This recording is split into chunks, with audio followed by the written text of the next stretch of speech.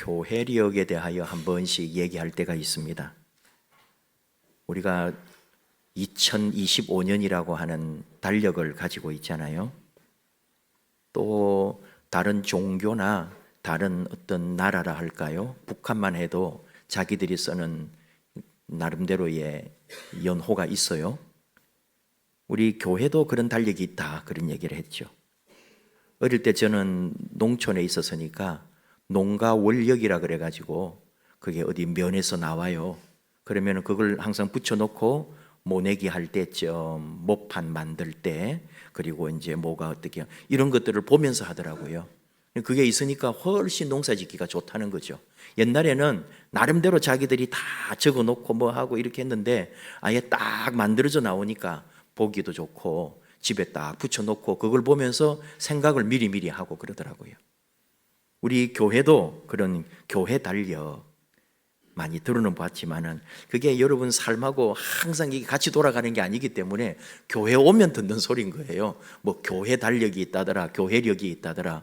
그럼 그걸 또 해가지고 여러분 집에 붙여놓은 것도 아니고, 근데 우리는 이 1년 동안에 이 집에 있는 달력이 있는데 그 속에서 교회력, 교회에 돌아가는 이 시간을 우리가 보면서 가는 거예요. 예수님의 생애 주기를 따라 만든 신앙 달력이다. 아주 핵심적인 말이 교회력이 뭐냐? 예수님 생애 주기를 따라 만든 신앙 달력이다. 이렇게 말을 할 수 있습니다. 그래서 예수님을 중심으로 만들었기 때문에 예수님이 계셔야 이 달력이 있는 거예요. 예수님이 계시지 않은데 달력이 만들어질 수가 없는 거죠. 그게 뭐냐? 예수님의 오심부터 시작하는 거예요. 그게 뭐죠? 대림절입니다. 예수님을 기다리는. 그래서 우리 지금 가지고 우리가 말하는 이 교회력은 12월 거의 대림절 첫 번째 주부터 시작하는 거예요. 그래서 그 주님을 기다리다가 4주가 지나고 해가지고 성탄절, 예수님이 딱 오시는 거죠. 그리고 그 예수님이 이제 자라납니다. 자라나가지고 세상 앞에 언제 나오느냐? 세례 요한으로부터 세례를 받으시고 공적인 삶으로 드러납니다. 세상에 나타납니다. 그게 주현절이에요. 예수님이 이 세상에 나타나셔서 이제 공적 활동을 하시는 거죠. 그리고 뭐 해요? 세상에 가서 말씀 전하다가 결국은 순환을 당하게 됩니다. 고난을 받게 되죠. 그래서 사순절, 40일 동안에 예수님의 고난을 생각하면서 우리는 그걸 기도하고 준비하고 있다가 종려주일이라고 하는, 그게 순환주일, 고난주일이라고 그러죠. 주님이 이제 마지막 예루살렘을 향하여 올라가셔서 돌아가실 그 길, 그리고 죽으시고 가장 중요한 예수님의 생애에서 가장 클라이막스는 바로 부활절, 죽고 다시 살아나시는 거죠. 그리고는 기다리라. 무엇을? 성령을. 그리고 예수님이 이제 부활하시고 승천하신 후에 성령의 임재, 성령 강림주일이 있는 거죠. 이게 교회력입니다. 그리고 성령 강림주일부터는 뭐냐? 예수님은 계시지 않고 성령님이 우리와 함께 하셔서 이제는 그 예수 그리스도를 믿는 우리가 믿음 안에서 이 세상 가운데 살아가는 거예요. 교회 달력으로는 그렇단 말이에요. 어디까지? 주님이 오시는 대림절까지. 이제 우리 그냥 일반 달력으로 말하면은 한 6월부터 6, 7, 8, 9, 10, 11월까지는 이제 세상에서 우리가 그 믿음, 예수님을 믿는 믿음으로 세상 살다가 이제 주님이 다시 오실 대림절에 주님을 기다리고 그 아기 예수가 탄생하는 성탄절이 또 오고 또 예수님이 자라나셔서 주현절이 오고 그리고 또 고난받으시고 죽으시고 부활하시고 성령이 임하시고 또 우리는 그 성령 안에서 주의 길을 가다가 또 주님 오심을 기다리는, 이게 1년 동안의 우리 교회력에 돌아가는 거예요. 우리는 그 안에서 계속 이 믿음 생활을 일생 동안 하는 거죠. 간혹 이제 그 성령 강림절부터 예수님이 다시 오시는 이제 대림절까지는 그 동안에는 뭐라 부르냐면은 비절기 기간이라고 표현하기도 해요. 특별한 절기는 없거든요. 근데 우리는 우리 한국 교회 재밌는 게 그런 거예요. 제일 중요하고 좋은 절기가 뭐냐 그러면은 추수감사주일.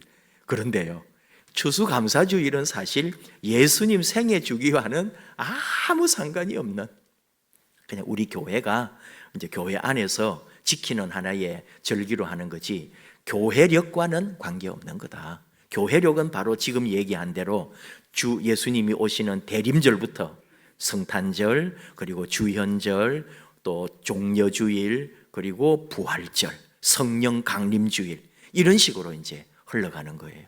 여러분들도 머릿속에 교회가 1년 동안에 이런 식으로 우리 교회가 또는 내 신앙의 삶의 주기가 이렇게 돌아가고 있구나, 이렇게 보시면 좋습니다.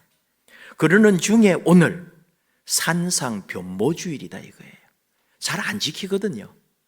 우리 가톨릭이나 또는 다른 데서는 굉장히 이런 날을 중하게 생각하고 오늘 나름대로 상징적인 것도 하고 그래요. 근데 우리 개신교는 그런 거를 잘 안 하다 보니까 산상변모주일도 저도 지나가듯이 할 때도 있고 그랬는데 또 한 몇 년 만에 이렇게 산상변모주일을 또 말씀을 한 번 더 우리가 나누고 여기서 주시는 하나님의 또 뜻을 우리는 한번 알려고 하는 거죠. 먼저 짚고 넘어가야 될 게 뭐냐?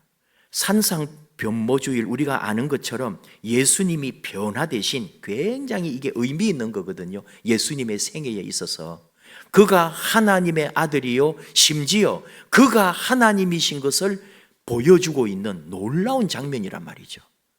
근데 이걸 그냥 우리 넘어간다 이 말이에요. 왜 중요하냐? 예수님이 그렇게 영광을 받게 되는, 모세와 엘리야와 함께하고 그리고 찬란하게 빛나면서 변화된 그 사건이기 때문에. 근데 우리는 착각합니다. 예수 믿으면 그렇게 영광되고 찬란하고 빛나고 이런 걸 우리는 많이 원하는 거죠. 근데 바로 이후에 뭐가 된다고요? 우리 지금 교회력으로 봐요. 다음 주부터 사순절이란 말이죠. 예수님의 순환을, 예수님의 고난을 묵상하며 나아갈 거예요. 그의 죽음을 생각하며 가는 신앙의 시간이거든요. 그러니까 영광된 순간이 있었으니까 와, 이 영광으로 우리 이제 살아야지가 아니고 이 영광 후에는 그 영광을 누리기 위해서는 반드시 고난이 함께 한다는 것. 신앙이 뭐냐 이 말이에요. 교회 다니는 게 뭐냐 이거죠. 잘 되고 싶고 복 받고 뭐가 성공하고 기도하면 뭐가 이루어지고 목사님 됐습니다. 목사님 우리 애 합격했습니다. 목사님 이번에 뭐 했어요. 그런 좋은 것만 있냐고요. 죽겠습니다. 못 살겠습니다. 그건 우리 일상의 삶에는 그런 거라고요. 그리스도인이 뭐냐? 예수님께서 말씀하신 그대로 나를 따라오려거든 누구든지 자기를 부인하고 자기 십자가를 지고 나를 따를 것이니라. 마태복음 16장 24절 말씀 아닙니까? 예수 믿으면 좋아요. 예수 믿으면 복 받아요. 뭐 예수 믿으면 병도 다 나아요. 예수 믿으면 뭐 자식도 잘 돼요. 그런 차원의 믿음이 아니단 말이에요.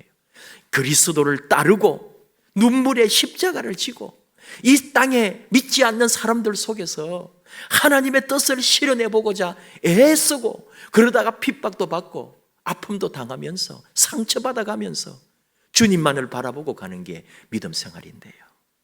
우린 그걸 놓치는 거 아닙니까?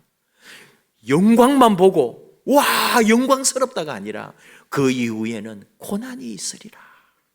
이 고난의 길을 가는 거 아닙니까? 사도 바울을 통해서도 고백하죠. 빌립보서 3장 7절 8절 무엇이든지 내게 유익하던 것을 내가 그리스도를 위하여 다 해로 여길 뿐더러. 지금까지 내가 누리고 있는 이 모든 거 다 도리어 나한테 해롭다. 왜? 그리스도 예수를 아는 지식이 가장 고상하기 때문에. 내 사는 이유도 내 사는 목적도 내 삶의 모든 가치는 그리스도에 있기 때문에 내가 나를 위하여 살아왔던 이 모든 것이 다 도리어 나에게 예수 믿는 것에는 거추장스러운 것이요. 더 나아가서 심지어 그를 위하여 모든 것을 잃어버리고 배설물로 여기노라. 이 고백이 있잖아요. 이 땅에 내가 좋아하던 거, 내가 그걸 위해 살려고 지금까지 이렇게 열심히 살았는데 예수님을 만나고 예수를 제대로 믿고 보니까 그게 다 배설물 같더라. 다 떠나가야 되는 거예요. 도리어 빼내버려야 되는 거예요. 여러분 이게 우리 신앙의 기본이어야 돼요. 못 살아라, 잘못되어라, 뭐 일부러 가난하게 되어라, 그런 가르침 아니에요.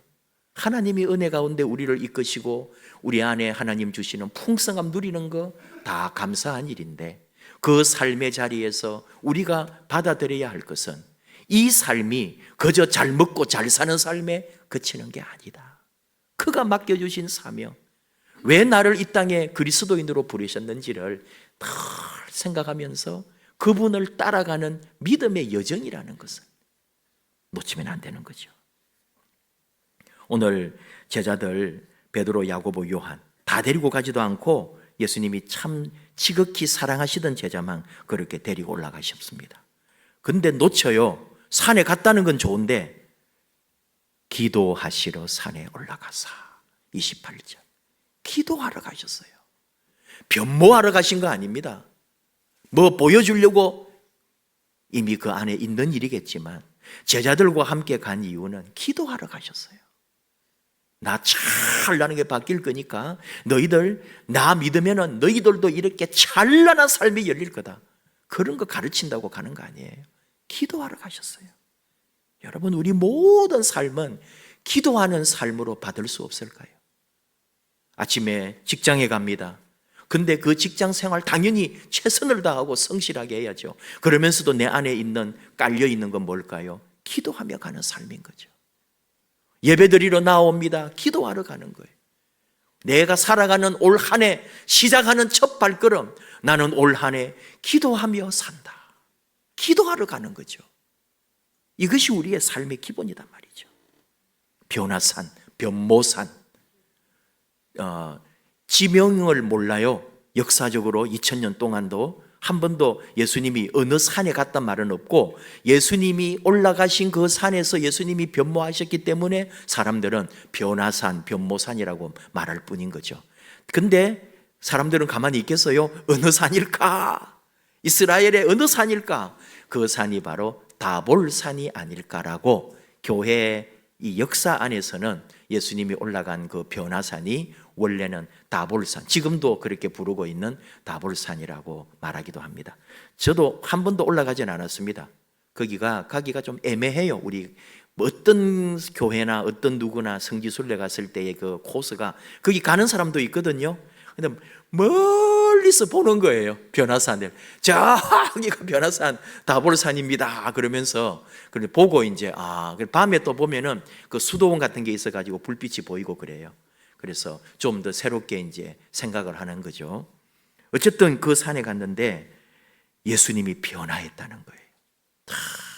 용모가 변화되고 옷이 휘어져 광채가 났다. 용모가, 그의 모든 모습이, 우리 영화 트랜스포머라고 하는 영화가 있잖아요. 이렇게 막 변신하고, 아이들 장난감도 이렇게 자동차인데 막 이렇게 착착착 해가지고 하면은 로봇가 되고, 그런 변신하는, 그건 우리 트랜스포머라고 하는데, 성경에는 또 미국 영어에도 그렇게 변신하는 걸 말하지 않아요. 예수님의 변신이기 때문에, 오직 그 한 분의 변신이니까 영어에서는 더를 쓰는 거예요.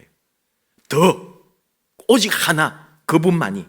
그리고 이런 트랜스포머처럼 막 변화되고 변신하는 그런 차원이 아닌 트랜스피규레이션이라고 하는, 그 사람들, 영어권에서 사는 사람들에게 주는 그 변모는 다른 의미, 내적, 외적, 모든 전 존재적 변화, 그걸 말하는 거예요. 그냥 예수님이 싹 뭐가 변신해가지고 아주 그냥 막 빛이 나고, 모세가 그 40일 동안 율법을 받아가지고 내려올 때 얼굴에 광채가 나서 사람들이 볼 수가 없었고 수건으로 그 빛을 가렸다는 거 아닙니까? 그 정도 차원이 아니라는 거죠. 예수님의 전 존재가, 용모가 변화되는, 바로 그가 하나님이시요 하나님의 아들이심을 보여주는 놀라운 장면이었다. 이렇게 해석하는 거예요. 그분만의 변모, 오직 그가 변하셨다는 것, 이게 변화산의 역사죠. 근데 모세하고 엘리야하고 얘기하는 거예요.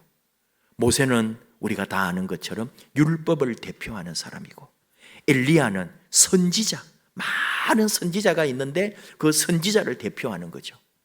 율법이라는 게 뭐예요? 꼭 계명뿐만 아니고 그들이 가지고 있는 창세기, 출애굽기, 레위기, 민수기, 신명기까지 모세 오경이라고 하는 목숨처럼 떠받드는 성경을 말합니다.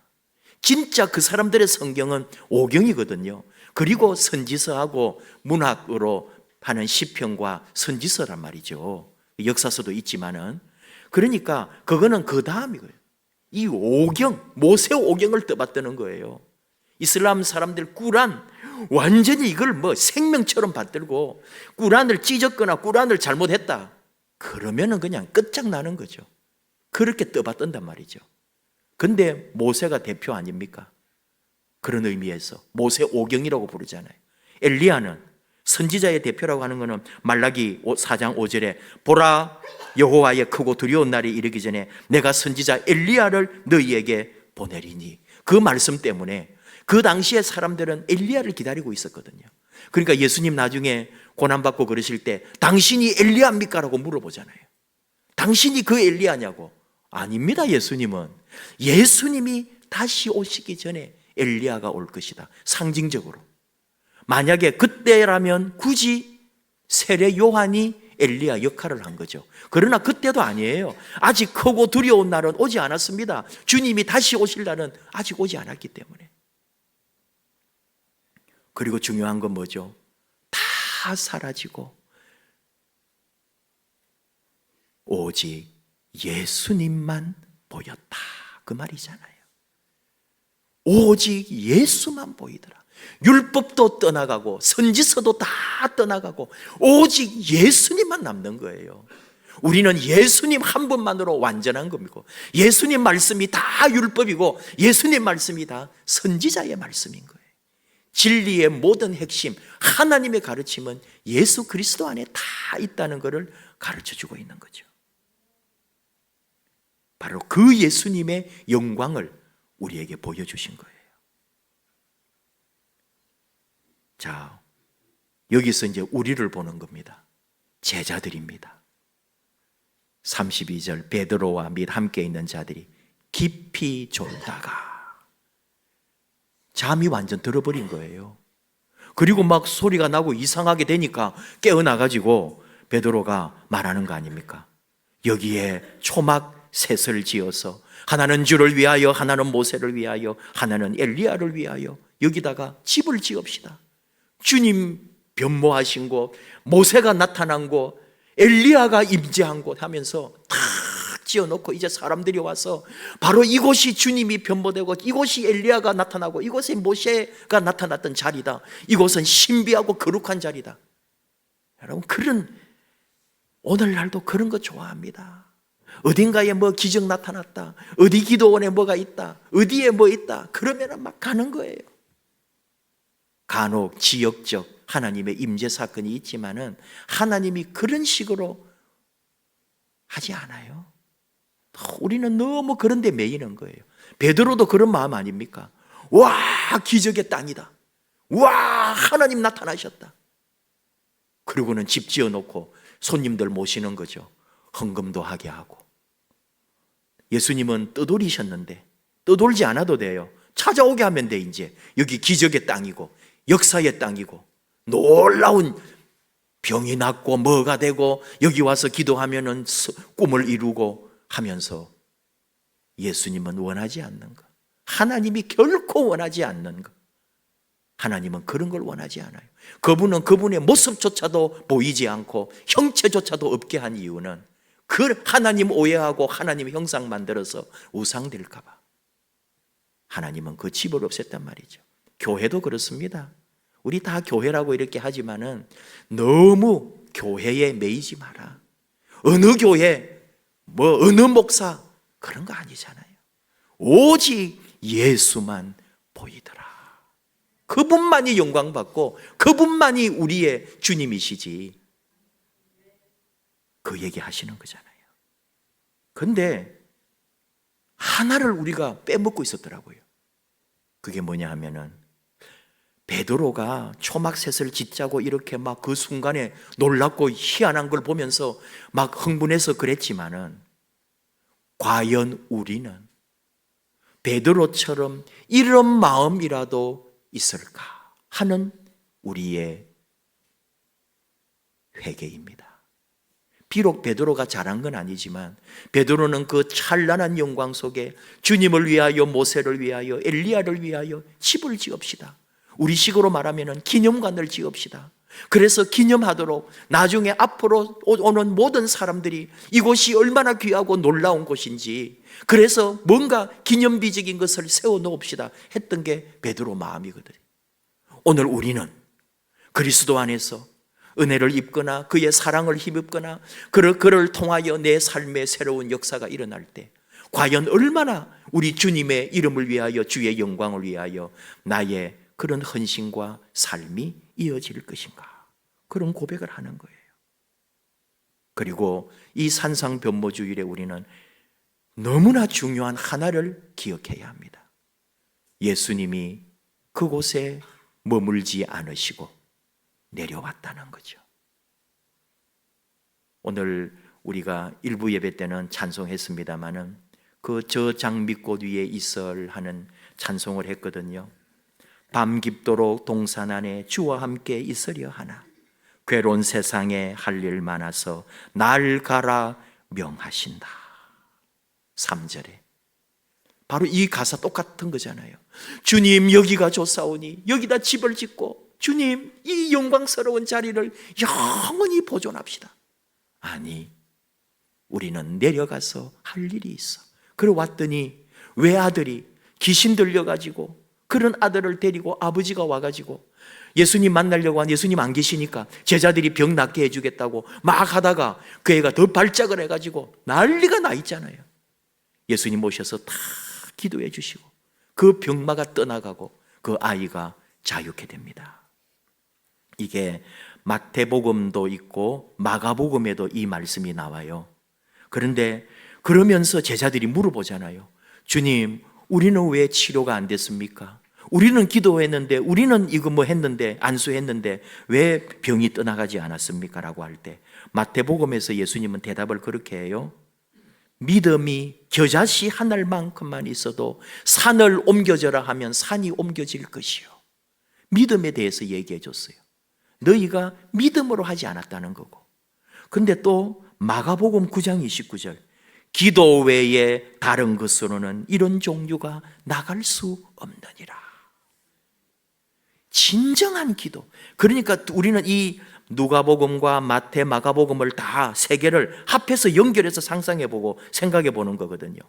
정말로 예수 믿음 안에 진정 어린 기도가 병마도 떠나가게 하고 하나님의 역사가 일어나게 한다는 것을 우리에게 다시 가르쳐 주는 거예요.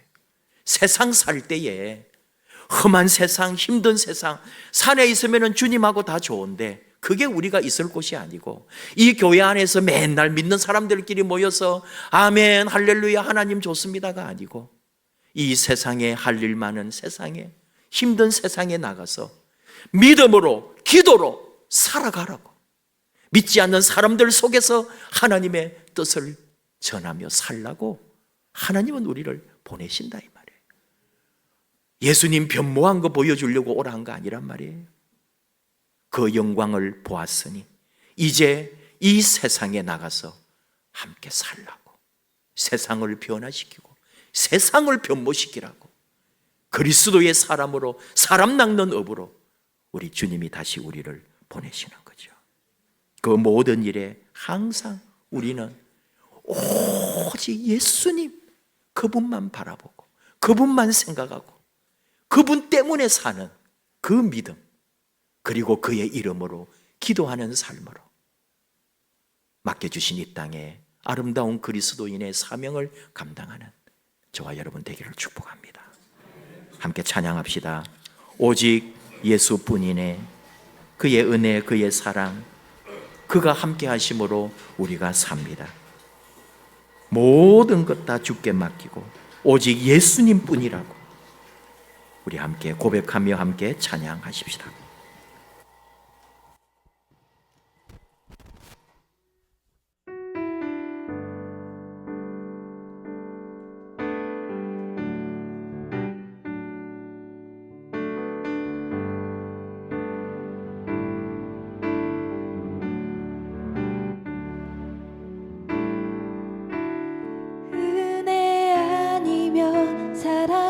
수가 없네.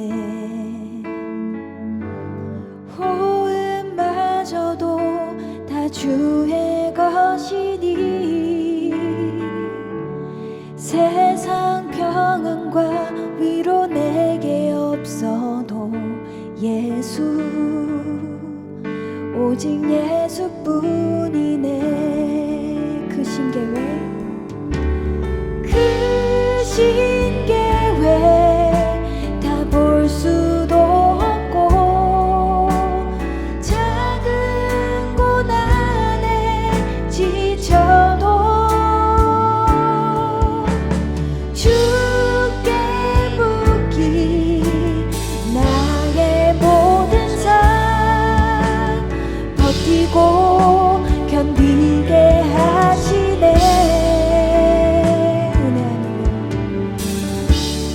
은혜 아니면 살아갈 수가 없네. 나의 모든 것 다 주께 맡기니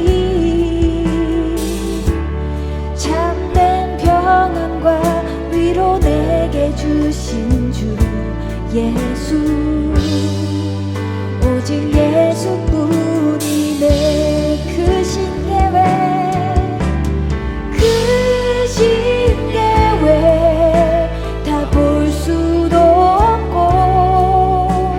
작은 고난에 지쳐도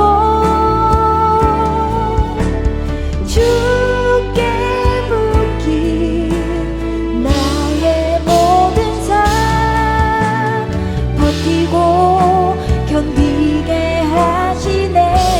그 신계획, 그 신계획 다 볼 수도 없고 작은 고난에 지쳐도 주께 묻기 나의 모든 삶 버티고 견디게 하시네.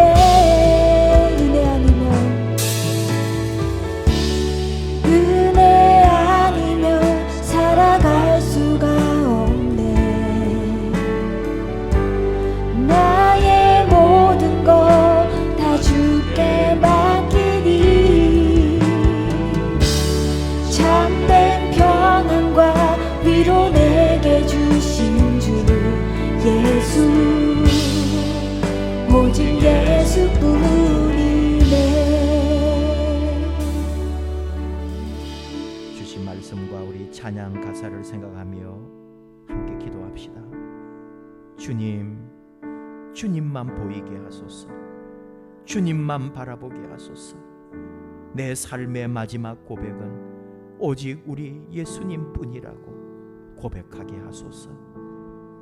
살아가느라 애쓰고 힘들고 상처 속에서 헤매는 사랑하는 자녀들, 우리 주님 오셔서 만져주시고 치료하여 주시고 주님 때문에 다시 일어나고 주님 때문에 다시 생명적 삶을 살 수 있도록 우리 주님이 친히 우리를 인도해 주시옵소서.